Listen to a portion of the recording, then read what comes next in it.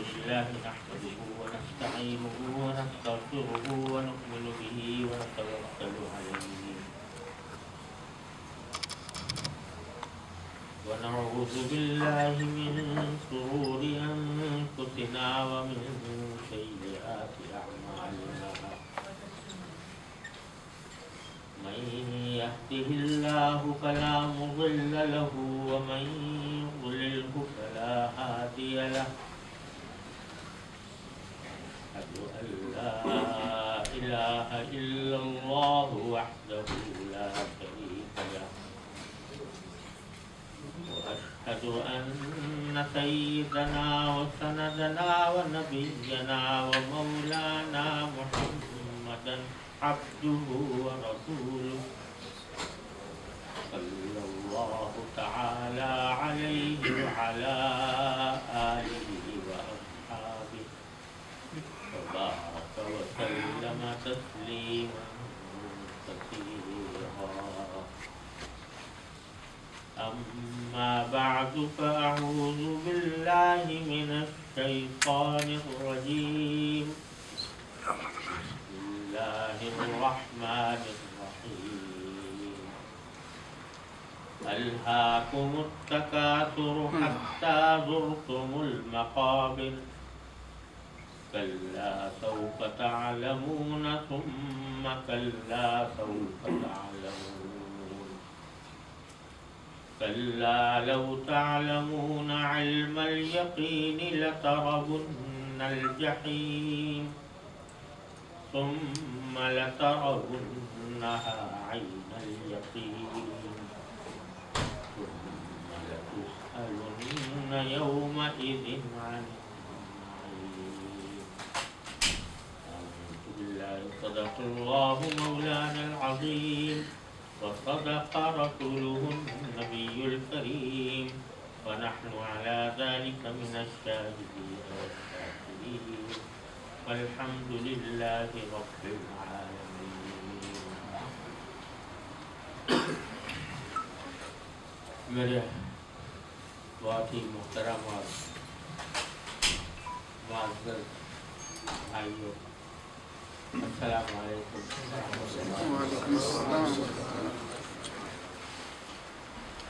سب سے پہلے آپ حضرات کا شکر گزار ہوں کہ آپ نے مجھے اپنی ملاقات کا موقع عطا فرمایا اور دین کے بارے میں کچھ بات کرنے کی فرمائش کی. اللہ تبارک و تعالی ہمارے اجتماع کو اپنے فضل و کرم سے قبول فرمائے اور نافع بنائے. میں شروع میں یہ بھی آپ سے معذرت کرنا چاہتا ہوں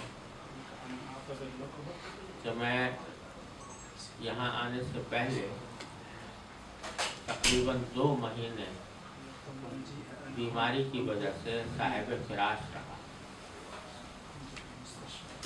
اور اپنے روزمرہ کے کام بھی انجام دینے کے قابل نہیں تھا. اللہ تبارک و تعالیٰ کے فضل و کرم سے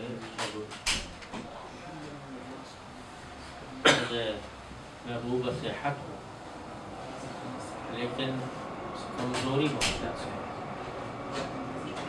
اس لیے ایک تو آواز تھوڑی آپ کو کمزور نظر آئے گی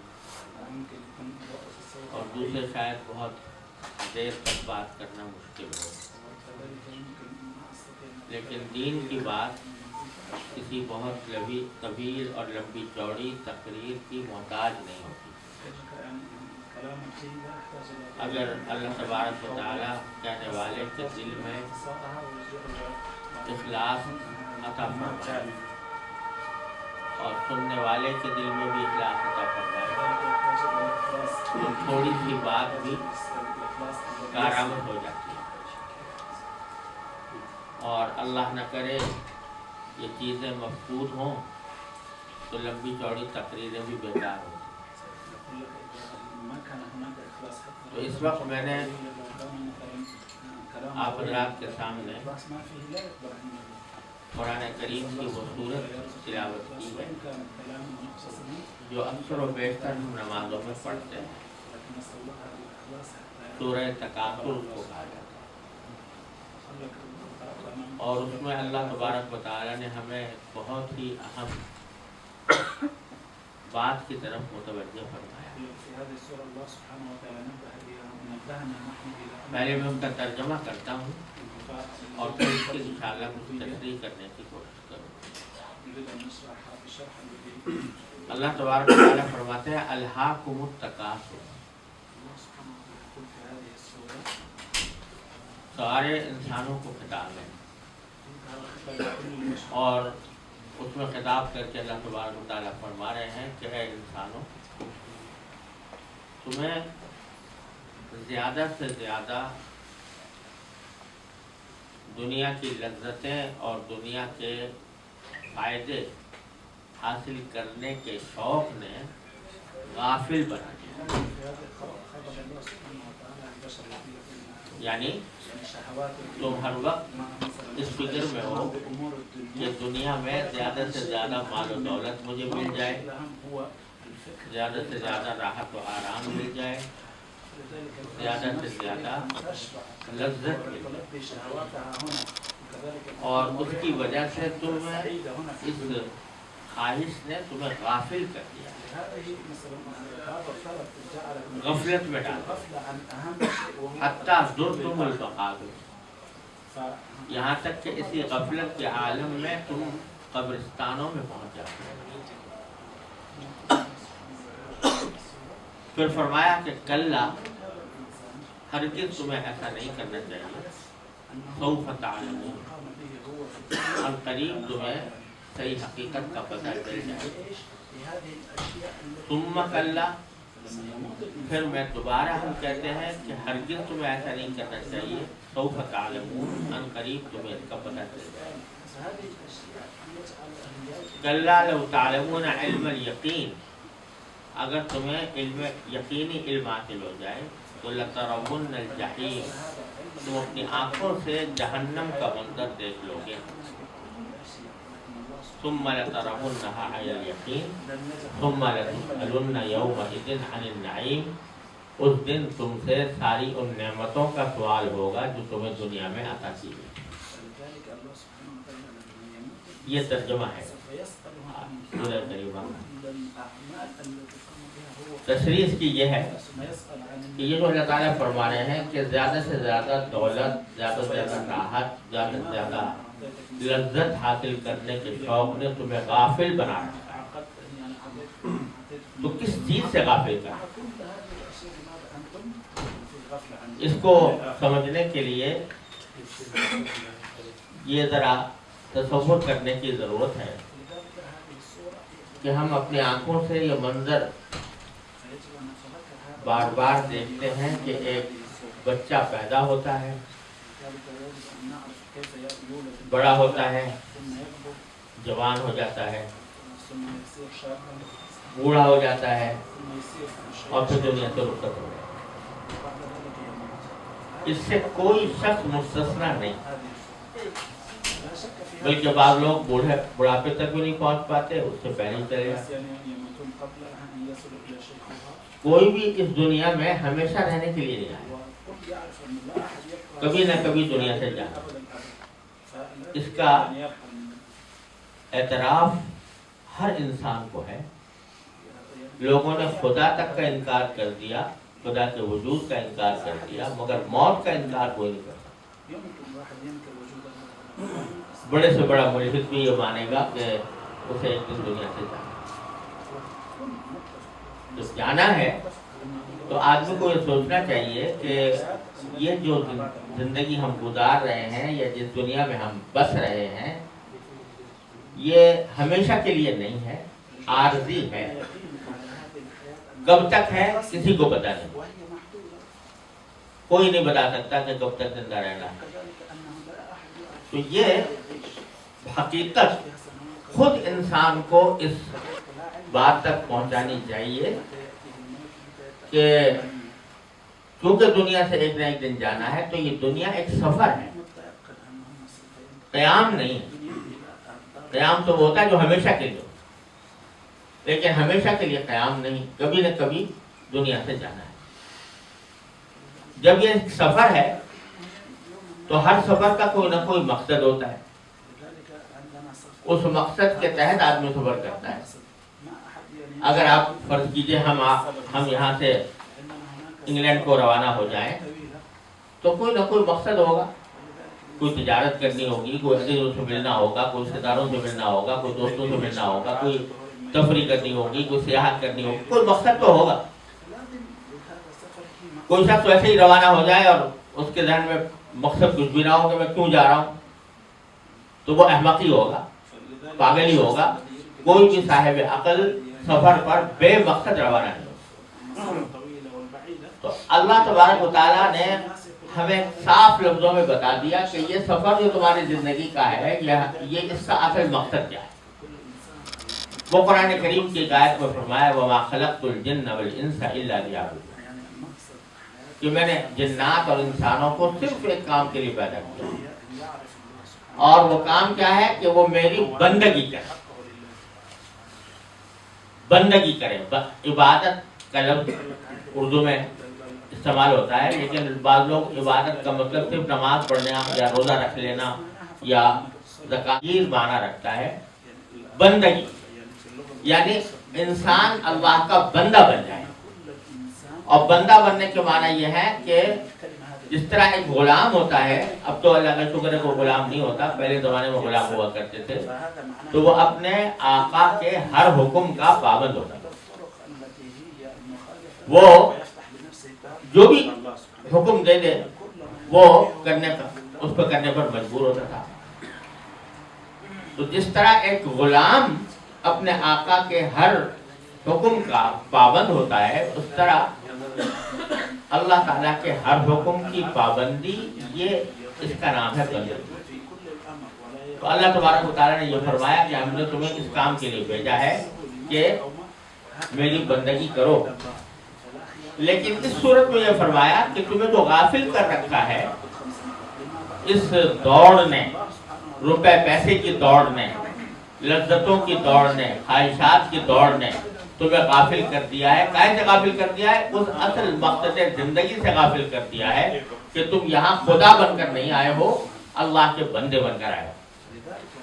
اس کا نتیجہ یہ ہے کہ تمہیں بعض اوقات تمہاری خواہشات، تمہاری لذتیں، تمہارے مال و دولت جمع کرنے کی آرزو، یہ ہماری نافرمانی پر آمادہ کر دیتی، یہاں تک کہ اسی طرح تم قبرستانوں میں پہنچ جاتے ہو۔ تو اس واسطے اللہ تبارک و تعالیٰ نے یہ فرمایا کہ کلا، تمہیں ہرگز ایسا نہیں سمجھنا چاہیے، یہ سفر جو ہو رہا ہے اس کا تمہارا ایک مقصد ہے، اور اللہ تعالیٰ نے تمہیں جو احکام دیے ہیں وہ احکام بھی ایسے نہیں ہیں کہ ان کے اوپر عمل کرنا کوئی بہت زیادہ دشوار ہو، بہت زیادہ مشکل ہو، بہت زیادہ انسان کے لیے ناقابل برداشت ہو۔ تھوڑے سے احکام ہیں، ان کی پابندی کر لو تو تمہاری دنیا بھی درست اور تمہاری آخرت بھی درست، تمہاری زندگی کا مقصد بھی پورا ہوگا۔ تو جتنے آپ ذرا غور کریں کہ اس دنیا میں جتنے گناہ ہوتے ہیں، جتنے جرائم ہوتے ہیں، جتنی بدعنوانیاں ہوتی ہیں، ناانصافیاں ہوتی ہیں، ظلم ہوتے ہیں، وہ کیوں ہوتے ہیں؟ وہ صرف اس لیے ہوتے ہیں کہ بندہ اللہ تبارک و تعالیٰ سے غافل ہو جاتا ہے، اللہ تعالیٰ کو بھولا بیٹھتا ہے، اس بات کو بھولا بیٹھتا ہے کہ مجھے ایک دن اللہ تعالیٰ کے سامنے پیش ہونا ہے۔ تو اس کی وجہ سے وہ جس وقت میں اللہ تعالیٰ سے غافل ہوتا ہے، اس وقت گناہ کا ارتکاب، گناہ جس وقت کر رہا ہوتا ہے تو وہ اللہ تعالیٰ سے غافل ہوتا ہے۔ ایک حدیث میں رسول کریم صلی اللہ علیہ وسلم کا ارشاد ہے کہ لا یزنی الزانی حین یزنی وہو مومن، یعنی اللہ بچائے اگر کوئی شخص زنا کرتا ہے تو وہ جس وقت زنا کر رہا ہوتا ہے اس وقت میں وہ مومن نہیں ہوتا۔ ولا یسرق السارق حین یسرق وہو مومن، چور جب چوری کرتا ہے تو چوری کرنے کے وقت مومن نہیں ہوتا. کیا مطلب ہے اس کا؟ یعنی ایسا نہیں ہے کہ اس کی وجہ سے کافر ہو جاتا ہو انسان، یہ مراد نہیں ہے. مراد یہ ہے کہ اس وقت میں وہ اللہ تعالیٰ سے غافل ہو جاتا ہے. وہ یہ بھول جاتا ہے کہ میں ایمان لایا تھا اللہ پر، میں نے ایک عہد کیا تھا کہ لا الہ الا اللہ محمد الرسول اللہ. تو لا الہ الا اللہ کا جو کلمہ ہے یہ کوئی منتر نہیں ہے کہ زبان سے ایک کلمہ بول دیا اور ایک منتر ہم نے پڑھ لیا، بلکہ یہ ایک معاہدہ ہے جو اللہ تعالیٰ کے ساتھ کیا جا رہا ہے کہ اللہ میں آپ کو اپنا معبود مانتا ہوں، آپ کے سوا کسی کی اطاعت نہیں کروں گا، آپ کے ہر حکم کو مانوں گا، آپ جس بات سے روکیں گے روک جاؤں گا. یہ ایک معاہدہ ہو. تو اگر کوئی شخص اللہ تعالیٰ کے صاف اور صریح حکم کی خلاف ورزی کرتے ہوئے کسی گناہ کا ارتکاب کر رہا ہوتا ہے تو وہ اس معاہدے کی خلاف ورزی کر رہا ہے، اور اس معاہدے کی خلاف ورزی کر رہا ہوتا ہے تو اس واسطے فرمایا کہ مومن نہیں ہوتا. لیکن اگر دل میں اللہ تبارک و تعالیٰ کی یاد، اللہ تبارک و تعالیٰ کے سامنے حاضری کا احساس دل میں موجود ہو تو پھر انسان خواہ تنہائی میں کیوں نہ ہو، کوئی اس کو دیکھ بھی نہ رہا ہو، اس وقت بھی وہ گناہ سے، جرم سے اور ہر طرح کے بدعنوانیوں سے، ظلم کرنے سے وہ باز رہتا ہے، اور یہ دیکھتا ہے کہ میرا اللہ اگر مجھ سے ناراض ہو گیا تو چاہے میں نے دنیا کا تھوڑا سا مفاد حاصل کر بھی لیا تو وہ مفاد چند دن کا ہے اور آخرت کی زندگی میری تباہ ہو جائے گی. لہذا آج آپ ذرا اس بات پر سوچئے کہ جرائم، ناانصافیاں، ظلم، ایک دوسرے کے اوپر کے حقوق پر ٹاکے ڈالنا، یہ جو ہوتا ہے اس کے اسباب، کوئی کہتا ہے بھئی روپے پیسے کی کمی ہوتی ہے، آدمی کے پاس مفلسی ہوتی ہے تو وہ چوری کرتا ہے، ڈاکے ڈالتا ہے. کوئی کہتا ہے کہ بھئی تعلیم کی کمی ہوتی ہے اس واسطے. لیکن اگر یہ بات ہوتی تو جہاں تعلیم 100% ہے وہاں پر ان جرائم کا خاتمہ ہو گیا ہوتا. جہاں روپے پیسے کی ریل پیل ہے وہاں جرائم کا خاتمہ ہو گیا ہوتا. لیکن اصل وجہ یہ ہے کہ انسان اللہ تعالیٰ کو بھول چکا ہوتا ہے، اس واسطے وہ گناہوں کا ارتکاب کرتا ہے. جب کوئی آدمی جس کے دل میں اللہ کی یاد بسی ہوئی ہو تو پھر وہ چاہے جنگل کی تنہائی میں ہو، چاہے رات کے اندھیرے میں ہو، لیکن وہ اللہ تبارک و تعالیٰ کے سامنے جواب دہی کا احساس اس کے دل میں ہوتا ہے، جس کے نتیجے میں وہ گناہوں سے بچتا ہے، جرائم سے بچتا ہے، لوگوں کے حقوق ادا کرتا ہے، کسی کی حق تلفی نہیں کرتا. حضرت فاروق اعظم رضی اللہ تعالیٰ، حضرت عمر رضی اللہ تعالیٰ، دوسرے خلیفہ رسول کریم صلی اللہ علیہ وسلم، وہ جن کے بارے میں نبی کریم صلی اللہ علیہ وسلم فرمایا کہ اگر میرے بعد کوئی نبی ہوتا تو عمر ابن خطاب ہوتا رضی اللہ تعالیٰ. آدھی دنیا پر حکومت تھی اپنے خلافت کے دور میں، لیکن وہ چکر لگایا کرتے تھے مدینہ منورہ کے رات کے وقت میں، چکر لگاتے، گشت کرتے تھے دیکھنے کے لیے کہ لوگ کس حال میں. تو ایک روز تہجد کے وقت، تہجد پڑھنے کے بعد، ابھی نماز فجر کا وقت نہیں ہوا تھا، اس سے پہلے ہی گشت کرنا شروع کیا. تو ایک گھر کے پاس سے گزرے تو وہاں ایک خاتون، بڑی عمر کی خاتون تھی، ان کی آواز آ رہی تھی، اور ایک چھوٹی عمر کی کوئی خاتون کی بیٹی تھی ان کی، ان سے وہ کچھ بات کر رہی تھی. حضرت فاروق اعظم رضی اللہ عنہ چھٹکے کہ یہ رات کے بالکل آخری حصے میں یہ عورتیں کیا باتیں کر رہی ہیں. ویسے تو چوری چھپے کسی کی بات سننا جائز نہیں ہوتا، اگر دو آدمی باتیں کر رہے ہیں تو ہمارے جائز نہیں کہ ہم چوری چھپے اس کی بات سنیں، یہ حرام ہے. لیکن جس شخص کے لیے، جس شخص کے پاس حکومت کی باغ دور ہو اور جس کو اللہ تعالیٰ نے اصلاح خلق کا فریضہ سونپا ہو، اس کے لیے بعض اوقات جائز ہو جاتا ہے کہ وہ سنیں. کہیں ایسا تو نہیں کہ کسی فساد یا سازش کی کوئی بات ہو رہی ہے، اس لیے انہوں نے سوچا کہ ذرا سنو کیا ہو رہا ہے۔ تو آواز یہ آئی کہ ماں بیٹی سے کہہ رہی تھی کہ بیٹی دودھ نکالا ہے تم نے، وہ دودھ ذرا کم ہے، اس میں پانی ملا دو اور پانی ملا کر پھر اس کو بیچے تاکہ ان سے کچھ ہمیں پیسے زیادہ حاصل ہو۔ ماں بیٹی کو یہ مشورہ دیا، تو بیٹے نے کہا کہ اماں جان، امیر المومنین نے حکم جاری کیا ہوا ہے کہ کوئی شخص دودھ میں پانی نہ ملائے، ملاوٹ نہ۔ تو ماں نے کہا کہ امیر المومنین کہاں تمہیں دیکھ رہا ہے؟ امیر المومنین جو ہے وہ کہاں موجود ہے کہ تمہیں پانی ملاتے ہوئے دیکھے؟ وہ تو اپنے کہیں گھر میں آرام کر رہا ہوگا، تو اس کو پتہ بھی نہیں چلے گا، تو ملا دو پانی۔ تو بیٹی نے کہا کہ اماں جان، امیر المومنین چاہے نہ دیکھ رہے ہوں لیکن امیر المومنین کا خدا تو دیکھ رہا ہے، اس واسطے میں اگر یہ کام کروں گی تو امیر المومنین چاہے مجھے سزا نہ دے لیکن اللہ تعالیٰ کے یہاں کیا جواب دو؟ اب امیر المومنین باہر کھڑے ہوئے سن رہے ہیں یہ ساری بات، اور اسی حالت میں واپس کے گھر جا کر معلومات کی کہ یہ کون خاتون ہے، کن کا گھر ہے۔ تو اس وقت جو بچی تھی جو کہہ رہی تھی کہ خدا تو دیکھ رہا ہے، اپنے بیٹے سے اس بچی کا پیغام دیا، نکاح، اور ان دونوں کی شادی کرائی، نکاح کرایا، اور پھر انہی دونوں کے اولاد میں حضرت عمر بن عبدالعزیز پیدا ہوئے۔ حضرت عمر بن عبدالعزیز جو 5ویں خلیفہ راشد کہلاتے ہیں، وہ انہی دو کے نتیجے میں پیدا ہوئے۔ پھر ماں کو سمجھایا کہ دیکھو تمہاری بیٹی کتنی صحیح بات کر رہی تھی، تم کتنی غلط بات کر رہی۔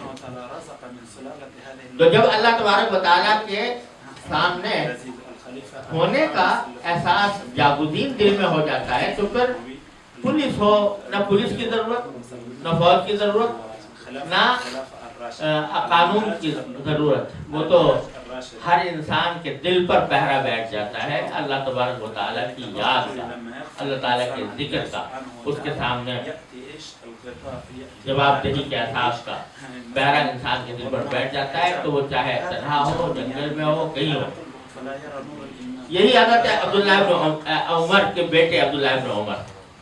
ایک مرتبہ سفر میں گزر رہے تھے، تو سفر میں گزرتے ہوئے کوئی سفر لمبا تھا، تو ساتھ میں جو کھانے پینے کا سامان تھا ختم ہو گیا، تو انہوں نے وہاں کوئی ہوٹل ریسٹورنٹ تو زمانے میں ہوا نہیں کرتے تھے کہ جا کے وہاں سے آدمی کھانا کھا لے، وہاں تو جنگلی اور قبائلی نظام تھا۔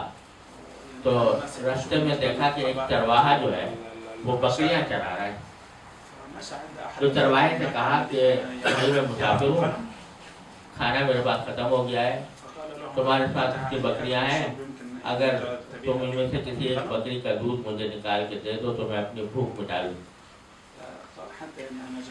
تو چرواہے نے جواب میں کہا کہ بھائی مجھے آپ سے بڑی ہمدردی ہے، آپ مسافر ہیں، میں ضرور نکال کے دے دیتا ہوں، لیکن مشکل یہ ہے کہ بکریاں میری نہیں ہیں، بکریاں کنی اور کی ہیں، میرے پاس امانت ہے۔ تو اس واسطے میں اگر مجھے اختیار نہیں ہے کہ میں ان کا دودھ مالک کی اجازت کے بغیر نکال کے دوں۔ تو حضرت عبداللہ بن عمر نے بات تو معقول کہی چرواہے نے، لیکن حضرت عبداللہ بن عمر نے اس کا امتحان لینے کے لیے اس سے کہا کہ میں تمہیں فائدے کی بات بتاتا ہوں، وہ یہ کہ میں تم سے ایک بکری خرید لیتا ہوں، اس کے پیسے تمہیں دے دیتا ہوں، اور وہ بکری جو ہے وہ میں اپنے ساتھ رکھوں گا، سفر کے اندر جب دودھ پیش آئے گی تو دودھ نکال لیا کروں گا۔ تو اور اگر تمہارا مالک پوچھے کہ بکری کہاں گئی تو ان سے کہہ دینا کہ بکری کو بھیڑیا کھا گیا، بکری کو بھیڑیا کھا گیا۔ اور بھیڑیے تو کھاتے ہی رہتے ہیں بکریوں کو، اس لیے تمہاری بات کا یقین آ جائے گا تمہیں، تو تمہارا فائدہ یہ ہوگا تمہیں پیسے مل جائیں گے، میرا فائدہ یہ ہوگا تو بکری مجھے مل جائے گی۔ وہ چرواہا بیچارہ ان پڑھ چرواہا، اس نے جب یہ بات سنی، سنتے ہی فوراً جو کلمہ اس کے زبان پر آیا وہ فَأَيْنَ اللَّهُ، کہ میں آپ کی اگر یہ بات سنوں تو اللہ میاں کہاں گیا، اللہ کہاں گیا۔ تو اس نے بے ساختہ منہ سے اس کے نکلا یہ کر تو لوں، فائدہ تو ہو جائے گا، تمہیں بھی ہو جائے گا مجھے بھی ہو جائے گا، لیکن اللہ کو کیا جواب دے۔ یہ احساس ہے جو انسان کو گناہوں سے بچاتا ہے، سیدھے راستے پر رکھتا ہے، غلط کاموں سے روکتا ہے، اور اس احساس کی خاطر انسان کرتا ہے، ورنہ وہ درندہ ہے، وہ جانور ہے۔ اگر انسان کے دل میں دوسرے انسانوں کے حقوق کی رعایت نہ ہو، اللہ تعالیٰ نے حقوق اللہ کے ساتھ بندوں کے حقوق رکھے ہیں، ان بندوں کے حقوق کی رعایت نہ ہو، اور بندوں میں سب داخل ہیں، یہ سمجھ لیجئے، اللہ تعالیٰ نے ہر چیز کا ایک معیار ہمیں شریعت میں عطا فرمایا ہے۔ بعض لوگ یہ سمجھتے ہیں کہ بھئی حقوق سارے بس مسلمانوں ہی کے ہیں اور غیر مسلموں کے کوئی حقوق نہیں، کوئی بہت سے حقوق وہ ہیں جو مسلمان کو غیر مسلم کو کے حقوق ہیں، اللہ تعالیٰ نے وہ بھی رکھے ہیں، اگرچہ وہ ہمارے دین پر نہیں ہے، آخرت میں اس کا انجام اللہ کے حوالے ہے، لیکن ہمارے ذمے اس غیر مسلم کے حقوق رکھے ہیں کہ ہم اس کے حقوق کی پاسداری کریں اور اس کے حقوق اس کو ادا کریں، اور یہ نہ سمجھیں کہ کیونکہ وہ ہمارے دین پر نہیں ہے لہذا ہم اس کا جس طرح چاہے اس کو لوٹ لیں، جس طرح چاہے اس کے ساتھ بدعہدی کر دیں، بددیانتی کر دیں۔ دیکھیے میں آپ کو ایک واقعہ بتاتا ہوں، حضرت حذیفہ ابن یمان رضی اللہ تعالیٰ عنہ مشہور صحابی ہیں، اور وہ صحابی ہیں جن کو رسول اللہ صلی اللہ علیہ وسلم کا رازدار کہا جاتا ہے، کیونکہ رسول اللہ صلی اللہ علیہ وسلم نے منافقین کی فہرست ان کو بتا دی تو فلاں فلاں آدمی منافق۔ تو حضرت حذیفہ ابن یمان یہ خود اور ان کے والد یمان دونوں یہ کسی اور جگہ رہتے تھے، اور نبی کریم سرورت عالم صلی اللہ علیہ وسلم پر ایمان لے آئے تھے، اور حضور اقدس صلی اللہ علیہ وسلم کی زیارت کے لیے اپنے وطن سے چلے۔ اتفاق سے یہ وہ وقت تھا جب ابو جہل اپنا لشکر لے کر رسول اللہ صلی اللہ علیہ وسلم کے مقابلے کے لیے میدان بدر کی طرف جا رہا تھا۔ تو اس میں راستے میں یہ حذیفہ بن یمان ان کو ملے، انہوں نے پکڑ لیا، کہاں جا رہے ہو؟ کہ مدینہ جا رہے ہیں۔ کیوں جا رہے ہو؟ کہ محمد رسول اللہ صلی اللہ علیہ وسلم سے ملنے کے لیے جا رہے ہیں۔ کہا کہ تم اگر جا رہے ہو تو میں تمہیں جانے نہیں دوں گا، کیونکہ ہماری ان سے جنگ ہونے والی ہے، اور ایک ایک آدمی کی بڑی قیمت ہے، تم اگر وہاں جاؤ گے تو محمد رسول اللہ صلی اللہ علیہ وسلم تمہیں جنگ میں ہمارے خلاف استعمال کریں گے، اس واسطے ہم تمہیں جانے نہیں دیں گے۔ اب یہ بیچارے پریشان کے حضور اقدس صلی اللہ علیہ وسلم کی زیارت کے لیے نکلے ہیں، اور انہوں نے بیچ میں گرفتار کر لیا۔ جب انہوں نے بہت کہا کہ بھائی ہم تو حضور اقدس صلی اللہ علیہ وسلم کی زیارت کے لیے جا رہے ہیں، ہمیں کوئی جنگ ونگ کرنے کا مقصد نہیں ہے، تو ابو جہل نے کہا اگر تم مجھے یہ عہد کرو مجھ سے، جو ہم سے یہ عہد کرو کہ تم اگر پہنچ گئے تو ان کے ساتھ جنگ میں شامل نہیں ہو۔ تو انہوں نے کہا کہ اچھا چلو ہم جنگ میں شامل نہیں ہوں گے، مگر ہمیں حضور کی زیارت کی اجازت ہے، چھوڑ دو۔ انہوں نے چھوڑ دیا، اور یہ مدینہ منورہ پہنچ گئے رسول کریم صلی اللہ علیہ وسلم کی خدمت میں ایسے وقت پہنچے جبکہ جنگ بدر ہونے والی تھی۔ وہاں پہنچ کر انہوں نے دیکھا کہ بدر کا غزوہ ہونے والا۔ کون سا غزوہ ہے بدر؟ اس کو قرآن کریم میں یوم الفرقان کہا، جس کے شرکت کرنے والے صحابہ بدری بن گئے، معاف ہے جو بدر میں شامل ہوئے، اتنا بڑی فضیلت تھی۔ انہوں نے درخواست کی کہ رسول اللہ ہم ان سے عہد تو کرائے ہیں یہ، مگر یہ کہ اور کوئی راستہ نہیں تھا، اس لیے عہد کرائے ہیں، تو اب آپ ہمیں اجازت دے دیجیے کہ ہم آپ کے ساتھ جنگ بدر میں شریک ہو جائیں۔ اب جنگ بدر میں 313 افراد ہیں، 70 اونٹ ہیں، 2 گھوڑے ہیں، 8 تلواریں ہیں، صرف 8 تلواریں اور 2 گھوڑے اور 313 افراد۔ مقابلے پر ابو جہل کا لشکر 1000 مسلح سرماؤں کے ساتھ آ رہا ہے، اور ایک ایک آدمی کی بڑی قیمت ہے۔ رسول کریم صلی اللہ علیہ وسلم سے پوچھا کہ رسول اللہ ہمیں اجازت دے دیجیے کہ ہم بھی آپ کے ساتھ اس جہاد کی سعادت میں شامل ہو جائیں۔ سرکار دو عالم صلی اللہ علیہ وسلم فرمایا کہ تم ایک معاہدہ کر کے آئے، تم ایک عہد کر کے آئے ہو، اور ہم جو کچھ کر رہے ہیں وہ اللہ تبارک و تعالیٰ کی خاطر کر رہے ہیں، ہم اپنے کسی مقصد سے نہیں کر رہے ہیں، اور اللہ تعالیٰ نے ہمیں عہد کی خلاف ورزی سے روکا ہے، چاہے وہ کسی غیر مسلم کے ساتھ ہو، اس عہد کی خلاف ورزی ہم نہیں کر سکتے، لہذا روک دیا سرکار خدا کا مہربان کو ان کے والے جنگ بدر سے روک دیا، اس لیے کہ اللہ تبارک و تعالیٰ نے حکم یہ دیا تھا کہ عہد کو مت توڑنا۔ غزوہ خیبر ہو رہا ہے، خیبر کے اوپر نبی کریم صلی اللہ علیہ وسلم یہودیوں کی سازشوں کی وجہ سے خیبر پر حملہ کیا ہے، خیبر کے اوپر حملہ کیا ہے، محاصرہ کیا۔ وہاں خیبر کے اندر ایک چرواہا ہے، اس کے دل میں خیال آیا کہ رسول کریم صلی اللہ علیہ وسلم باہر تشریف فرما ہے، تو لائیے میں کسی طرح زیارت کر لوں نبی کریم صلی اللہ علیہ وسلم کی، اور جا کر پوچھوں کہ وہ کس لیے تشریف لائے۔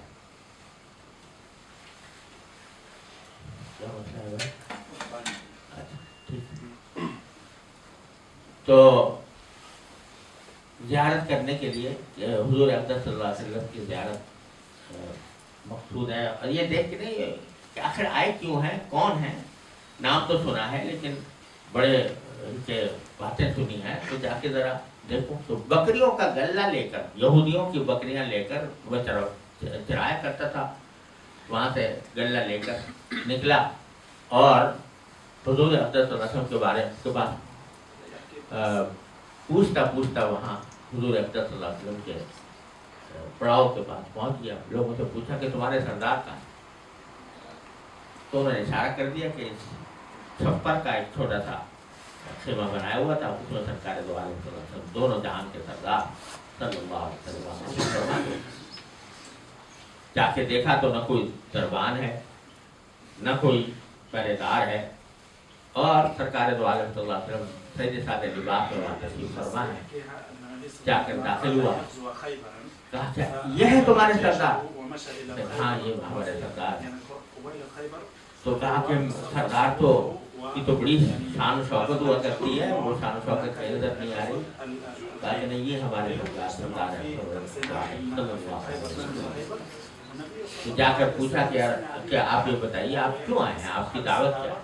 آپ نے فرمایا کہ بھائی میں تو اس لیے آیا ہوں تاکہ بندوں کو بندوں کی غلامی سے نکال کر اللہ کی غلامی میں لے، یہ میرے آنے کا، اور میں ایک ہی بات کی دعوت دیتا ہوں کہ اللہ کے سوا کسی کی عبادت نہیں، لا الہ الا اللہ۔ وہ چرواہا اس نے پہلے تو یہ منظر کبھی نہیں دیکھا تھا کہ ایک بادشاہ، جس کو بادشاہ وہ سمجھ رہا تھا، وہ اس سے براہ راست ہم کلام ہو رہا ہے، اور ساتھ میں یہ کہہ رہا ہے کہ دعوت جو دے رہا ہے وہ ایک بندوں کو بندوں کی غلامی سے نکال کر اللہ کی غلامی میں لے جائے۔ تو اس نے کہا اگر آپ کی بات مان لوں تو میرا کیا بنے گا؟ حضور اقدس صلی اللہ علیہ وسلم فرمایا کہ تم ہمارے بھائی ہوگے، ہم تمہیں سینے سے لگائیں گے، اور تم ہمارے بھائیوں کے حقوق کو بٹھائے حاصل ہوں گے۔ تو کہنے لگا کہ آپ مجھے سینے سے لگائیں گے؟ مجھے آج تک کسی سردار نے سینے سے لگایا، میرا جو سارا جسم ہے وہ کالا جسم ہے، سیاہ فام ہے، بدن سے بدبو اٹھ رہی ہے، ایسے حالت میں آپ مجھے سینے سے لگائیں گے؟ سرکار دو عالم صلی اللہ علیہ وسلم نے فرمایا کہ ہاں ہم تمہیں سینے سے لگائیں گے، اور میں گواہی دیتا ہوں کہ تمہارے بدن کی سیاہی کو اللہ تعالیٰ آخرت میں سفیدی سے تبدیل فرما دیں گے، اور تمہاری بدن کی جو بدبو ہے وہ خوشبو سے بدل جائے۔ اس نے جو کلمہ سنا تو کہہ دیا اشہد ان لا الہ الا اللہ اشہد ان محمد رسول اللہ، اور پھر پوچھا کہ میں آپ کے ساتھ ہوں، اب بتائیے میں کیا کروں؟ کہا کہ بھئی اب اور تو کچھ نہیں، اس وقت اور نہ نماز کا وقت ہے کہ تمہیں نماز پڑھواؤں، نہ تمہیں رمضان کا مہینہ ہے کہ روزے رکھواؤں، اس وقت تو ایک ہی جہاد ایک ہی عبادت ہو رہی ہے جسے کہنے والے نے کہا ہے کہ نہ مسجد میں نہ بیت اللہ کی دیواروں کے سائے میں نماز عشق ادا ہوتی ہے تلواروں کے سائے، تو وہ ہو رہی ہے، تو اس میں شریک ہو جاؤ۔ کہا کہ اگر میں شریک ہو گیا تو اس میں یہ بھی امکان ہے کہ مر جاؤں۔ کہا کہ اگر مر گئے تو میں گواہی دیتا ہوں کہ تمہیں تمہارے جسم کے سفیدی کو سیاہی کو اللہ تعالیٰ سفیدی سے بدل دیں گے، تمہاری بدبو کو خوشبو سے تبدیل فرما دیں گے۔ کہا کہ اچھا مجھے شامل ہوتا ہوں۔ حضور نے فرمایا مگر ایک کام کرو، پہلے جہاد میں شامل ہونے سے پہلے ایک کام کرنا ہوگا، کیا کہ یہ بکریوں کا جو گلہ تم لے کر آئے ہو یہ تمہارے پاس امانت ہے ان یہودیوں جن کے یہودی مالک ہیں، ان کی امانت ہے، لہذا پہلے یہ امانت ان کو واپس پہنچا۔ آپ ذرا تصور کیجئے کہ یہ جہاد کا وقت ایسا ہوتا ہے کہ جس میں دشمن کا مال بھی ہتھیانا جہاد کا ایک حصہ ہوتا ہے، اور وہ اس وقت میں کھانے پینے کی قلت اتنی تھی کہ روایتوں میں آتا ہے کہ اس وقت صحابہ کرام ایک مرحلے پر گدھے ذبح کر کے کھانے پر مجبور، حضور نے پھر وہ دیگیں الٹوائی، یعنی وہ ایسا موقع تھا کہ کھانے پینے کی بھی قلت تھی اور وہ پورا بکریوں کا گلہ تھا جو وہ لے کر، لیکن سرکار دو عالم تعالیٰ نے فرمایا کہ یہ گلہ واپس کرو یہودیوں کو، اور واپس کر کے پھر آ کر جنگ میں جا، چنانچہ اس نے وہ گلہ واپس کیا، پھر آ کر جہاد میں شامل ہوا۔ جب جہاد ختم ہوا اور دیکھا کہ وہاں سے لوگ شہید ہوئے ہیں تو حضور اکرم صلی اللہ علیہ وسلم معائنے کے لیے نکلے تو دیکھا ایک جگہ ہجوم ہو رہا تھا، لوگوں نے ہجوم کیا ہوا تھا، آپ وہاں پر پہنچے اور آپ نے پوچھا کہ بھئی کیا ہجوم ہے؟ کہا کہ جی یہاں ہم تو آپ سب لشکر والے ایک دوسرے کو جانتے ہیں، یہ ایک ایسے شخص کی یہاں پر ناش پڑی ہوئی ہے جس کو ہم میں سے کوئی نہیں جانتا۔ سرکار دو عالم نے فرمایا تم نہیں جانتے میں جانتا ہوں، اور یہ وہ شخص ہے کہ جس نے اللہ کے راستے میں ایک سجدہ نہیں کیا اور ایک کام کوئی نماز عبادت جو ظاہری عبادت ہے ان میں سے کوئی عبادت انجام نہیں دی، لیکن میری آنکھیں دیکھ رہی ہے کہ اس کو اللہ تبارک و تعالیٰ کہ ہاں اس کو غسل دیا جا رہا ہے اور اس کو مشک و عنبر کی خوشبو اس کے اندر سے اٹھ رہی ہے۔ ایک یہ وہ شخص کہ اس نے اس کا یہ معاملہ، اس کو اسود رائی کے نام سے اس کا ذکر تاریخوں میں سیر کی کتابوں میں موجود۔ عرض یہ کر رہا تھا کہ حقوق صرف مسلمان ہی کے نہیں ہیں، غیر مسلم کے بھی ہیں، کہ ان کے ساتھ کوئی بددیانتی نہ کی جائے، ان کے ساتھ کوئی بدعہدی نہ کی جائے، ان کے ساتھ کوئی ایسا معاملہ نہ کیا جائے کہ جو اللہ تعالیٰ نے جس کی اجازت نہیں دی۔ حضرت فاروق اعظم رضی اللہ تعالیٰ عنہ ایک مرتبہ گزر رہے تھے اپنے گشت کے دوران تو دیکھا کہ یہودی ایک شخص جو ہے یہودی وہ فقیر بن کر پیسے مانگ رہا ہے، تو حضرت فاروق اعظم نے فرمایا کہ یہ تو میری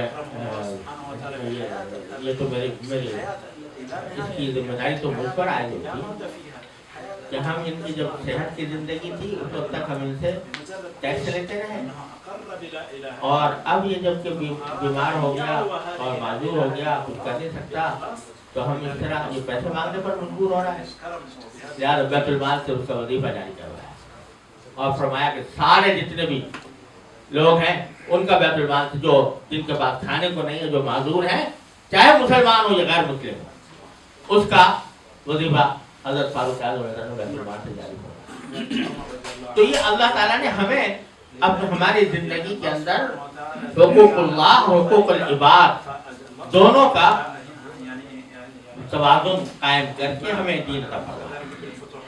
और इसकी रियायत जो है वो इसके बगैर नहीं हो सकती कि जब तक इंसान के दिल में अल्लाह तबारक व तआला के सामने जवाबदेही का एहसास। मैं आपसे क्या अर्ज करूं, आप हज़रात इस मुल्क में रहते हैं और मुझे यहाँ के हालात से ज़्यादा इल्म नहीं है, लेकिन मैं ज़माने में इंग्लैंड गया, अब जाता रहता हूँ। एक मरतबा जाना हुआ तो वहाँ मुझसे लोगों ने ये बताया कि वहाँ बेरोजगारी अलाउंस मिलता है, जो आदमी बेरोजगार हो उसको अलाउंस मिलता है। तो लोग जो हैं वो हमारे भाई वहाँ पर बेरोजगारी, अपने आप को बेरोजगार जाहिर करके अलाउंस भी जारी करवा लेते हैं और दर पर्दा काम भी करते रहते हैं। तो मैंने पूछा कि कैसे करते हैं? कहा कि उनका इस्तेदलाल ये है कि काफी लोग हैं इनसे जो इस तरह चाहो माल लूटो, इनसे जिस तरह चाहो माल लूटो, ये सब हलाल है। तो ये इस्तेदलाल पेश करके वो क्यों पेश किया जा रहा है? इस वास्ते का अल्हाकुमुत तकासुर, कि ज्यादा से ज्यादा पैसे बटोरने की ख्वाहिश ने तुम्हें गाफिल कर दिया। काहे से गाफिल कर दिया है? अल्लाह के हुक्म से गाफिल कर दिया, अल्लाह तबारक व तआला के अहकाम से तुम्हें फेर दिया है। उसका नतीजा ये कि खुद भी अज़ाब इलाही को दावत देते हैं और पूरे मुस्लिम कम्युनिटी के लिए बदनामी का सबब बनते हैं और पूरी मुस्लिम कम्युनिटी को एक नक्कू बनाकर रख दिया गया है। इन ममालिक के अंदर बहुत सी बातें अच्छी भी हैं, अच्छी हैं, बहुत सी बातें उन्होंने इख्तियार की, अच्छी बातें इख्तियार करी, लेकिन हमारे भाइयों ने आकर यहाँ पर ऐसे ऐसे हीले तराशे और ऐसी ऐसी तदबीरें इख्तियार की कि उसके नतीजे में वो अच्छी बातें भी बंद हो गई। मेरे वालिद माजिद रहमतुल्लाह अलैह फरमाया करते थे, एक बात बड़ी कांटे की है जो याद रखने की है। मेरे वालिद माजिद हज़रत मौलाना मुफ्ती और मुफ्ती साहब आरिफुल कुरान जिनकी तफसीर, वो फरमाया करते थे कि बातिल में तो उभरने की सलाहियत ही नहीं। कुरान करीम कहता है इन्नल बातिला काना ज़हूक़ा, बातिल जो है वो तो मिटने के लिए है। अगर किसी बातिल कौम को देखो कि उभर रही है तो समझो कि उसके साथ कोई हक चीज लगी है जिसने उसको उभारा। बातिल नहीं उभार सकता, वो कोई हक बात है जो उन्होंने इख्तियार की है, जिसके नतीजे में उसको कम से कम दुनिया के अंदर, दुनिया आलम असबाब है, अल्लाह ताला ने आलम असबाब बनाया। जो आदमी वो सबब इख्तियार करेगा उसको अल्लाह ताला दुनिया के अंदर तरक्की दे देते हैं। आखिरत के मामलात और हैं, लेकिन दुनिया के अंदर इंसान को तरक्की, उनको काफिर इख्तियार करेगा, काफिर को अगर मुस्लिम करेगा गैर मुस्लिम को दे देंगे। और हक जो है ना वो कभी मगलूब नहीं होता, क्योंकि जाल हक व ज़हक़ल बातिल। लेकिन अगर हक कौम को देखो कि वो गिर रही है तो समझो कोई बातिल चीज है जो उनके साथ लगी है जिसने उनको गिराया। तो आज हमारे जो हाल नजर आता है सारी दुनिया के अंदर, हम जो बस्ती में गिरे हुए हैं, हम जो हमारी रोज पिटाई होती है, वो इस वजह से कि हमने जो इस्लाम की तालीमात हैं उनको बसे पुल डालकर हम इस आयत के मिज़दाक बने हुए हैं कि अल्हाकुमुत तकासुर, ज्यादा से ज्यादा कमाने की ख्वाहिश ने, ज्यादा से ज्यादा पैसे बटोरने की ख्वाहिश ने तुमको गाफिल कर दिया है, इस बात से गाफिल कर दिया है कि एक दिन तुम अल्लाह के सामने पेश होने वाले हो, एक एक पैसे का हिसाब तुम्हें जाके देना होगा। इसलिए गाफिल कर हत्ता ज़ुरतुमुल मक़ाबिर, यहाँ तक के कब्रिस्तानों में पहुंच जाते हो और जो कुछ तुमने जमा किया था वो सब यही दुनिया में छोड़ के चले जाते हो, और वो भी झगड़ों का सबब बनता है बाद में जाके, क्योंकि खुदा का खौफ नहीं होता तो अक्सरियत के मुताबिक तकसीम नहीं होती तो उसके दरमियान झगड़े पैदा होते। तो बात सारी क्या है? गफलत, यानी जो बुनियादी बीमारी अल्लाह तबारक व तआला ने इस आयत करीमा में हमारी जो बुनियादी बीमारी बताई है वो है गफलत। अल्लाह ताला से गफलत, अल्लाह ताला के सामने जवाबदेही से गफलत, आखिरत से गफलत, अल्लाह ताला के सामने हाजिर होने से गफलत, उसके अहकाम से गफलत, और उसके नतीजे में ये सारी खराबियां पैदा हो रही हैं। तो भाई गुजारिश ये करनी है सबसे पहले अपने आप से और फिर अब हज़रात से कि अल्लाह ताला हमारी इस गफलत को दूर हो, ये गफलत दूर हो जाए। اللہ تبارک و تعالی ہمارے دلوں میں احساس پیدا فرمائے کہ ہم یہاں اس دنیا میں اللہ کے بندے بن کر آئے ہیں، جانور اور ڈنگر بن کر نہیں آئے، ہم یہاں درندے بن کر نہیں آئے، ہم یہاں دوسروں کے حقوق کے اوپر ڈاکے ڈالنے کے لیے نہیں آئے، ہم یہاں اللہ کے بندے بن کر آئے ہیں اور اللہ تعالیٰ کے احکام کی پابندی ہمارے دل میں ضروری ہے۔ اس کا احساس اللہ تعالیٰ ہمارے دل میں پیدا کیسے ہو جائے، یہ احساس کیسے پیدا ہو، اس کا بھی طریقہ اللہ تعالیٰ نے بتا دیا قرآن کریم، یہ احساس کیسے پیدا ہو۔ 2 طریقے بتائے ہیں قرآن کریم، وہ ذکر کرتا ہوں، اللہ تعالیٰ ہمیں اس پر عمل کرنے کی توفیق عطا فرمائے۔ ایک جگہ فرمایا قرآن کریم میں کہ یا ایھا الذین آمنوا اذکروا اللہ ذکرا کثیرا وسبحوہ بکرۃ واصیلا، اے ایمان والو اللہ کو کثرت سے یاد کیا کرو، اللہ کا ذکر کثرت سے کیا کرو، اور صبح و شام اللہ کی تسبیح کیا کرو۔ یہ حکم دیا اللہ۔ اب بتائیے، آپ ذرا سوچیں، اللہ تعالیٰ حکم دے رہے ہیں کہ میرا ذکر کیا کرو۔ اب آپ ذرا سوچئے کہ کیا اللہ تبارک و تعالیٰ کو ہمارا ذکر کرنے کی کوئی حاجت ہے؟ اللہ تعالیٰ کو مزہ آتا ہے کہ میرا بندہ میرا ذکر کرے؟ ہمیں تو دنیا میں مزہ آتا ہے اس بات کا ذکر میں ہمارا فلاں جگہ تذکرہ ہوا تھا، اچھی طرح ہوا تھا، فلاں جگہ تعریف ہوئی تھی، ہمیں تو مزہ آتا ہے، اس لیے کہ ہماری ایک چھوٹی سی کائنات ہے، اس کے اندر ہم اس بات سے خوش ہوتے ہیں۔ وہ جو مالک الملک والملکوت ہے، جس کے قبضہ قدرت میں پوری کائنات ہے، وہ اس کا حال یہ ہے کہ اگر ساری دنیا مل کر اللہ تعالیٰ کی سجدے میں گری رہے سارے وقت اور اس کا ذکر کرتی رہے، اس کی عظمت و جلال میں ایک حبہ اضافہ نہیں ہوتا، وہ جیسا ہے ویسا ہے۔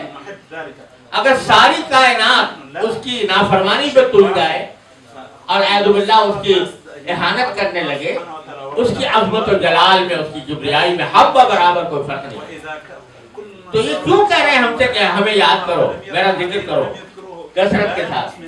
وہ اس لیے کہہ رہے ہیں کہ جب تم ذکر کرو گے اللہ تبارک و تعالیٰ کا، تو اس ذکر کے نتیجے میں تمہارے دل میں وہ اللہ تعالیٰ کے سامنے حاضر ہونے کا احساس دل میں بیدار ہوگا، وہ غفلت جس میں پڑے ہوئے ہو وہ غفلت دور ہوگی، اور اس کے نتیجے میں تمہیں ہر وقت یہ احساس رہے گا کہ میں اللہ کے سامنے ہوں، اللہ تعالیٰ مجھے دیکھ رہا ہے۔ جب یہ احساس پیدا ہو رہا، میں ایک مرتبہ امریکہ میں جو مشہور ریاست ہے ٹیکساس، نہیں جہاں پر یہ ناسا کی جہاں پر مرکز ہے، ہیوسٹن، تو وہاں میں گیا ہوا تھا، تو لوگوں نے کہا کہ ناسا کا جو مرکز ہے جہاں سے سارے خلائی جہاز اڑتے ہیں، اڑائے جاتے ہیں، وہ اس جگہ پر وہاں کا وہ جا کے دیکھیں، ہم پہنچے وہاں پر، بڑا زبردست مرکز تھا، اور سیاحوں کو یہاں تک اجازت تھی کہ این کنٹرول روم کے اوپر جا کر وہاں سے نظارہ کر سکتے تھے کہ کس طرح کنٹرول کیا جا رہا ہے خلائی جہاز۔ تو وہاں میں نے دیکھا کہ اتنا حساس علاقہ، اتنا سینسیٹیو علاقہ ہے، لیکن کوئی نہ پولیس ہے، نہ کوئی نظر آتی ہے، نہ کوئی سیکورٹی کے کوئی خاص، پتہ نہیں اب مجھے یہ 9/11 سے پہلے کی بات ہے، اللہ جانے اب کیا حال ہے، لیکن 9/11 سے پہلے کی بات۔ تو جب ہم وہاں داخل ہوئے تو ایک بلڈنگ کے اندر جب داخل ہوئے تو ایک موٹے سا بورڈ لگا، اس بورڈ پر بس ایک جملہ لکھا ہوا تھا، you are watched, you are watched, یعنی تمہاری نگرانی ہو رہی ہے، تمہیں دیکھا جا رہا ہے۔ بس جب آدمی وہ دیکھتا تھا تو ایک دم سے اس کو دیکھ کے پھٹک جاتا تھا کہ بھائی کوئی، میرا مطلب ہے کہ میرے ہر نقل و حرکت کی نگرانی ہو رہی ہے، تو کوئی ایسی گڑبڑ نہ کر پاؤں کروں کہ جس کے نتیجے میں کہیں پکڑا جاؤں۔ تو لوگ بڑے آرام سے اور بڑے پرسکون اور پر امن ماحول میں وہ پورے اس کا چکر لگاتے تھے، دیکھتے تھے، کنٹرول کرتے باہر آئے تھے، کوئی گڑبڑ کرنے کا دل میں کسی کے خیال بھی نہیں آتا تھا۔ مجھے اس وقت خیال آیا کہ یہاں انہوں نے بورڈ لگا دیا یو آر واچ، تو دیکھا تمہاری نگرانی ہو رہی ہے. اس کی وجہ سے لوگ سارے ٹھٹک گئے اور کوئی بھی گڑبڑ کرنے کا دل میں اس کا خیال نہیں آتا. تو ہمیں تو رسول اللہ صلی اللہ علیہ وسلم نے 1400 سال پہلے فرمایا تھا کہ یو آر واچ. تمہیں یہ فرمایا تھا ان تعبد اللہ کأنک تراہ فإن لم تکن تراہ فإنہ یراک. اللہ کی بندگی اس طرح کرو جیسے اللہ کو دیکھ رہے ہو. اگر تم نہیں دیکھ رہے تو کم از کم وہ تمہیں دیکھ. تو یہ احساس اگر ہمارے دلوں میں پیدا ہو، اللہ تبارک و تعالیٰ اپنی رحمت سے پیدا کر دے. تو پھر جس طرح وہاں چھٹک رہے تھے تو پھر ہماری پوری زندگی میں ہم قدم قدم پر ٹھٹک کر کام کریں کہ جو کام اللہ تعالیٰ کی مرضی کے خلاف ہو، اس کو ناراض کرنے والا اس سے بچیں. تو یہ جو کہا جا رہا ہے کہ ذکر کرو اللہ تعالیٰ کا کثرت سے، وہ اس لیے تاکہ یہ یو آر واچڈ والا احساس تمہارے دلوں کے اندر سرایت کرے. تو ذکر کثیر اللہ تعالیٰ کو کا ذکر کرو. تو اس کے لیے میں یہ عرض کرتا ہوں کہ اللہ تعالیٰ نے جب یہ حکم دیا تو ایسے ہی کم دے دیا، اس مقصد کے تحت دیا ہے. تو اس کے لیے میں یہ تجویز پیش کرتا ہوں کہ ہر مسلمان اپنے زندگی میں چیز کا آغاز کرتے ہوئے صبح کو کام شروع کرنے سے پہلے کچھ وقت اللہ کے ذکر کے لیے، جس میں قرآن کریم کی تلاوت، جس میں کلمات سبحان اللہ وبحمدہ سبحان اللہ العظیم سبحان اللہ والحمدللہ ولا الہ الا اللہ واللہ اکبر، یہ کلمات ایک تصویر پڑھ لو. ایک کام تو میں 4 چیزیں بتایا کرتا ہوں: سبحان اللہ وبحمدہ سبحان اللہ العظیم سبحان اللہ والحمدللہ ولا الہ الا اللہ واللہ اکبر، استغفر اللہ العلی العظیم الذی لا الہ الا ہو، اور درود شریف. یہ 4 چیزیں آدمی یعنی ان میں کی ایک تسبیح پڑھنے میں یہ چاروں تسبیح اگر آدمی پڑھے تو مشکل سے 10 منٹ لگتے، اور 10 منٹ قرآن کریم کے لگا لو. تو قرآن کریم اور یہ پڑھ، جب صبح کو آپ نے یہ کر لیا تو اللہ تعالیٰ کا جو ذکر ہے وہ ایک انرجی ہے، ایک طاقت ہے، ایک توانائی ہے. وہ جس طرح آپ ناشتہ کر کے نکلتے ہیں تو دل میں تو آدمی پر تناؤ توانائی حاصل ہوتی ہے اور اس کے اندر وہ آدمی اپنا کام کرنے پر قادر ہوتا ہے. تو یہ ایک توانائی ہے جو حاصل کر کے آپ باہر نکلو تو انشاءاللہ نفس اور شیطان کے مقائد سے بچنے کے لیے ڈھال کے طور پر استعمال ہوگا. اس کی اگر کوئی پابندی کر لیں تو پھر وہ جو تھا نا کہ غفلت، وہ غفلت انشاءاللہ دور ہوگی. دوسرا ایک طریقہ جو نبی کریم صلی اللہ علیہ وسلم نے بتایا اور وہ بھی بڑا قیمتی ہے کہ آپ نے سنا ہوگا، دیکھا بھی ہوگا، بہت سے حضرات پر عمل بھی اللہ کرتے ہوں گے کہ رسول کریم صلی اللہ علیہ وسلم مختلف اوقات میں مختلف دعاؤں کی تلقین فرماتے. کھانا کھاؤ کیا کرو بسم اللہ الرحمن الرحیم پڑھتے، کھا چکو تو الحمدللہ الذی اطعمنا وسقانا وجعلنا مسلمین یہ پڑھو. بیت الخلاء میں جاؤ تو یہ پڑھو، نکلو تو یہ پڑھو، مسجد میں داخل ہو تو یہ پڑھو، باہر نکلو تو یہ پڑھو، گھر میں داخل ہو تو یہ پڑھو. یہ کتابیں چھپی ہوئی ہیں مصنوع دعاؤں کی. میری بھی کتاب ہے جو اردو میں بھی ہے، انگریزی میں بھی ہے، بنور دعائیں کے نام سے. تو وہ اذکار کیوں ہیں؟ یہ اس لیے ہیں کہ تاکہ بندے کے اندر جو غفلت پائی جا رہی ہے نا، وہ جو کھانے پینے میں لگا ہوا ہے یا کمانے میں لگا ہوا ہے اور حلال و حرام کی فکر اس نے چھوڑ رکھی ہے، اللہ تعالیٰ سے غافل ہوا ہے، تو اس کو وقفے سے اللہ تبارک و تعالیٰ کے ساتھ تعلق قائم کرا ہے.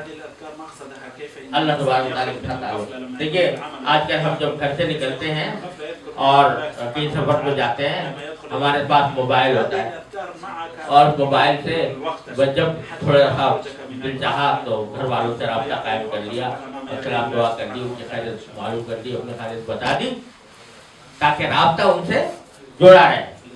اللہ تبارک و تعالیٰ نے اور اللہ کے رسول صلی اللہ علیہ وسلم نے یہ ایک ایسا طریقہ عطا فرمایا کہ وقفے سے تم اللہ تبارک و تعالیٰ کے ساتھ رابطے میں رہو، اللہ تعالیٰ کے ساتھ جڑے رہو. ان کی دعائیں بھی ایسی ہیں کہ اگر ایک دعا بھی قبول ہو جائے اللہ تعالیٰ کی طرف سے تو انسان کا بیڑا پار ہو جائے. देखो जब हम मस्जिद में दाखिल होते हैं तो क्या दुआ करते हैं, अल्लाहुम्मा इफ्तह ली अब्वाब रहमतिक, अल्लाह हमारे लिए रहमत के दरवाजे खोल दीजिए। अगर ये दुआ सबसे छोटी सी दुआ ये कबूल हो जाए, अल्लाह ताला की रहमत के दरवाजे खुल जाए, तो बताइए क्या बात बाकी रहेगी, दुनिया आखिरत की कौन सी आदत है जो। तो इन दुआओं का एहतमाम करें, खुद भी करें, बच्चों को करवाएं, बच्चों के बचपन से आदत करवाएं। एक तो ये जिक्र कसीर जिसकी कुरान ने दावत दी है गफलत को खत्म करने की, और दूसरी चीज जो एक और मौके पर फरमाई है अल्लाह तबारक व तआला, वो ये कि या अय्युहल्लज़ीना अमनुत्तक़ुल्लाह व कूनू मअस-सादिक़ीन, ऐ ईमान वालों अल्लाह से डरो, यानी वही अल्लाह ताला का के सामने जवाबदेही का एहसास पैदा करो। उसका तरीका ये है कि सच्चे लोगों की सोहबत इख्तियार करो, यानी अपनी सोहबत ऐसे लोगों से उठाओ जो सच्चे हैं, यानी अल्लाह ताला के साथ जो उन्होंने अहद किया था उस अहद में सच्चे हैं। और उसका एक नतीजा ये भी है कि अपने घर वाले, अपनी औलाद वो है, उसकी भी जिम्मेदारी हमारे ऊपर अल्लाह ने आयद की है। उसको बचपन से उसकी तरबियत इस तरह करें कि वो मुसलमान औलाद हो, मुसलमान बने, और इस्लामी अखलाक, इस्लामी आदात, इस्लामी अतवार उसके अंदर आए। ये हमारे लिए काफी नहीं कि हम खुद तो मस्जिद में भी चले गए और अपने लिए दीन का कोई तरीका भी इख्तियार कर लिया, और औलाद जा रही है बेदीनी की तरफ, इसको फजूल की तरफ, उसकी परवाह न करें, वो हमारा लाजमी फरीज़ा। और मैं इन मुल्कों में खास तौर पर यह अर्ज़ किया करता हूँ, हर जगह याद करता हूँ, आप रात से भी गुजारिश कर रहा हूँ कि बच्चों का मसला सबसे बड़ा मसला है इन ममालिक के अंदर, औलाद का मसला, औलाद को संभालने का मसला, और उसकी जिम्मेदारी तमाम तर हमारे ऊपर आयद होगी। ये मसला उस वक्त तक हल नहीं होगा जब तक कि मुसलमान अपनी जिम्मेदारी को महसूस न करें कि खुद अपने तालीमी इदारे कायम, जहाँ हमारे बच्चे हमारे माहौल में रहकर तालीम आते हैं। अल्हम्दुलिल्लाह बहुत से मुल्कों के अंदर ये हो गया है, और अल्लाह ताला के फज़ल व करम से वहाँ पर बड़े अच्छे नताइज भी ज़ाहिर हुए हैं। इंग्लैंड में माशाअल्लाह बहुत इस तरह के स्कूल कायम हैं, तो इसकी कोशिश करनी ज़रूरी है, और ये हमारे लिए मौत और हयात का मसला है। आने वाली नस्लों, हमारे आबा व अजदाद ने हमें विरासत में ईमान अता फरमाया, इस्लाम अता फरमाया, हम अपनी औलाद के लिए क्या छोड़ देंगे, और अपनी औलाद को हम किस रास्ते को पकड़े जाएंगे, इसकी फिक्र ज़रूरी है। और ये जहाँ मुसलमान इतनी बड़ी तादाद में आबाद हैं, तो उनमें उनका ये फर्ज ऐन है उनके ज़िम्मे कि वो ऐसे तालीमी इदारे कायम करने की कोशिश करें। ठीक है, मुझे मालूम है कि संडे स्कूल भी होते हैं, और शाम को भी तालीम होती है मकतबों में, मस्जिदों में, लेकिन बच्चा 8 घंटे तक जिस स्कूल के अंदर तालीम हासिल करके जो रंग उसके ऊपर चढ़ रहा है, आप ये चाहें कि शाम को जो छुट्टी का बेचारी का वक्त हुआ है, तो उस छुट्टी के वक्त में उसको कारी साहब के पास बिठाकर और उसको मजबूर करके वो 8 घंटे का रंग उसका उतार दें, ये नामुमकिन बात है। वो जबरदस्ती जरूर कर, आप जबरदस्ती करके उसको कहीं भेज देंगे किसी मकतब के अंदर, वहाँ जाकर वो पढ़ भी लेगा, कुरान शरीफ पढ़ लेगा, लेकिन उसका दिल ये सोचेगा कि और बच्चे सब खेल रहे हैं और मैं ये पढ़ रहा हूँ, और बच्चों को कोई छुट्टी का वक्त है और मैं मुझे ये मान दिया गया है। तो अगर जब तक के हम अपने तालीमी इदारे कायम नहीं करेंगे और हम उसमें जब तक हम अपने माहौल में रहकर बच्चों को तरबियत नहीं देंगे, उस वक्त तक हमारी औलाद का मसला हल नहीं होगा। अल्हम्दुलिल्लाह इंग्लैंड में पिछले साल किया तो वहाँ माशाअल्लाह बड़ी तादाद में मुस्लिम स्कूल कायम है। एक मुस्लिम गर्ल्स स्कूल में मेरा जाना हुआ तो वहाँ पता चला कि वो पूरे यूके के टॉप 10 स्कूल में आया है, यानी अपने मयार के उसको टॉप 10 स्कूल में करार दिया, और प्राइम मिनिस्टर ने उसके पढ़ाने वाले उसके प्रिंसिपल को दावत दी, उसको बाकायदा अवार्ड भी किया, अवार्ड भी दिया।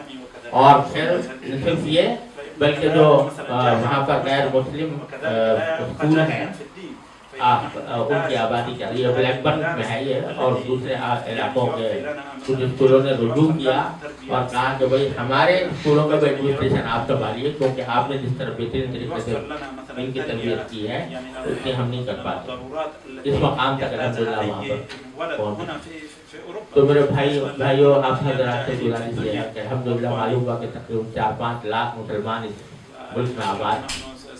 تو اس بات کی فکر کرنی چاہیے اور اس بات سے قطع نظر کہ کون پاکستانی ہے, کون ترکی ہے, کون البانی ہے, کون عرب ہے, اس فکر کو چھوڑ کر سب مل جل کر اس بات کی کوشش کریں کہ اس ملک کے اندر بھی مسلم اسکول قائم ہوں اور وہاں پر تمام اصلی علوم جو ہیں بچوں کو وہ پڑھائے جائیں اور اس میں اچھے معیار سے پڑھائے جائیں اور مسلمان اسلامی فضا کے اندر اسلامی ماحول بنایا جائے.